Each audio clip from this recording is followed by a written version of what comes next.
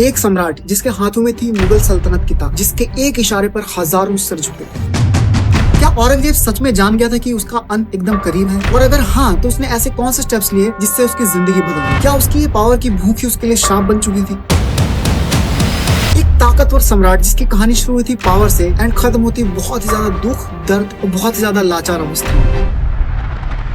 आज मैं आपके लिए लेके आया हूँ मुगल बादशाह औरंगजेब के कुछ आखिरी सालों की कहानी। एक ऐसा बादशाह जिसके रूल ने पूरे इंडिया का इतिहास बदल दिया, लेकिन उसका अंत वो भरा है रहस्य, ट्रेजेडी और सस्पेंस। ये वीडियो एंड तक जरूर देखिएगा क्योंकि कहानी के पीछे एक ऐसा सच छुपा है जिसको सुनकर आप शॉक होंगे।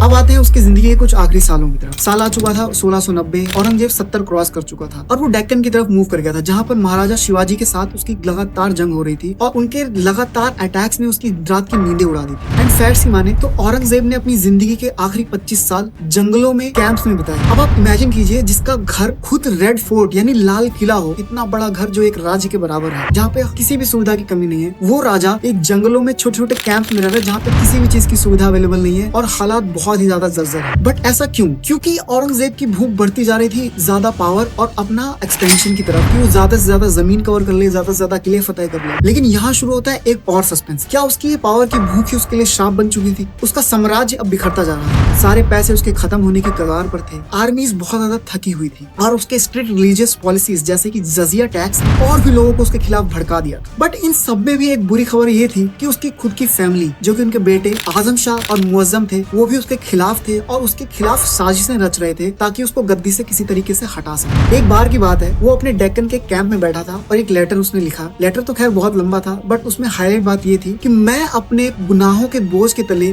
दबा जा रहा हूँ। ये क्या था? उसका डर या कुछ और? हिस्टोरियंस कहते हैं औरंगजेब जान गया था कि मौत उसके साथ खेल खेल रही है, लेकिन सस्पेंस अभी बाकी है। क्या औरंगजेब सच में जान गया था कि उसका अंत एकदम करीब है? और अगर हाँ, तो उसने ऐसे कौन से स्टेप्स लिए जिससे उसकी जिंदगी बदल गई? अब आते हैं उसके आखिरी दिनों में। साल था 1707 फरवरी। औरंगजेब अहमदनगर के एक पुराने किले में था। उसकी सेहत खराब, दिमाग परेशान और दिल उदास था। उसने अपनी वसीयत में लिखा, मेरी कब्र साधारण होनी चाहिए, एक छोटा सा मजार, क्योंकि मैं किसी भी तरीके की शानदार मजार को डिजर्व नहीं करता हूँ, मैं उसके लायक नहीं हूँ। आप सोचिए, जिसके खानदान में ताजमहल जैसी कब्रें यानी मजारें हैं, वो आदमी कह रहा है कि मुझे कोई भी शानदार मकबरा या मजार नहीं चाहिए। कि जिंदगी पर जो उसने कई लोगों का कत्ल किया, खून किया, लड़ाइयाँ लड़ी जमीन, जायदाद और किलों के लिए, उसका क्या मूल्य रहा? और अब आ जाती है 3 मार्च 1707। सुबह का समय था और औरंगजेब अपनी आखिरी सांसें लेता है। उसके लास्ट वर्ड्स थे, अल्लाह के सामने मैं जवाब देंगे। बट यहाँ पे कहानी खत्म नहीं होती है। यहाँ पे आता है एक और ट्विस्ट। जैसा कि औरंगजेब ने कहा था, उसकी कब्र खुलदाबाद में एक छोटी सी मजार बना दी जाती है। बट लोगों का कहना है कि वो अभी भी वहाँ पे स्ट्रेंज आवाजें और परछाइयां देखते हैं। कुछ लोग तो ये भी कहते हैं कि वहाँ पे